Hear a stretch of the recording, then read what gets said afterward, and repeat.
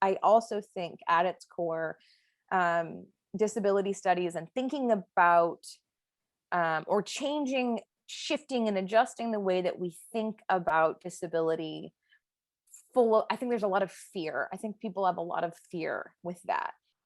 I have two questions. The first question is, so what was your expectation and your transformation when you were a graduate student and you encountered disability studies for the first time? Like, how did that affect you?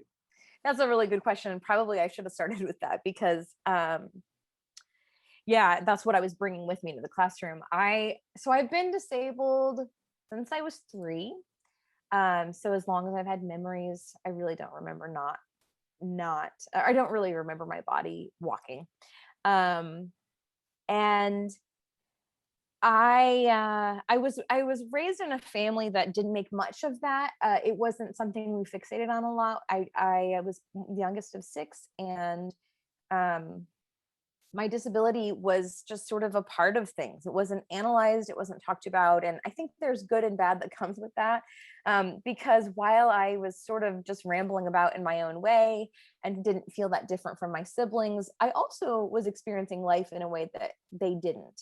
And I didn't really have anyone to help me think through what that meant or process my feelings around it. And so growing into my adolescence, I really came to adopt a lot of shame around my body, and disability to me came with language like burdensome, like being a burden and being a problem. And it was something I didn't want to be. So I tried to distance myself from disability, but of course I really can't, because this is literally the body I live in. So there was a lot of shame in that part of my identity and existence. I wouldn't have even claimed it as an identity. And so I kind of lived in this world where disability was, of course, like a part of everything, because it's the body that I live in, but it was completely unacknowledged or unexplored. And there was sort of this like cloud of shame around it. And I had kind of traveled through life with that setup. And when I got to graduate school, I was my late 20s when I found disability studies. So I'd had almost 3 decades in this body. And the first piece of literature that I read was Leonard Davis, who is a disability studies scholar.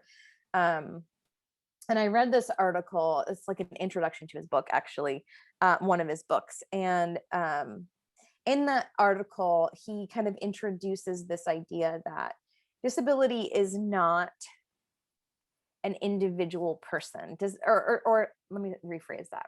Disability is not about a woman with a cane or a woman with a wheelchair. Its disability is set up from an elaborate set of social systems and history and spaces and contexts. So it's not an individual person in a room. It's something that's much larger that all of us are a part of. This notion of disability and ability, or normal and abnormal. Like, these are notions or concepts that we create, and categories that we create, and then build the world around them.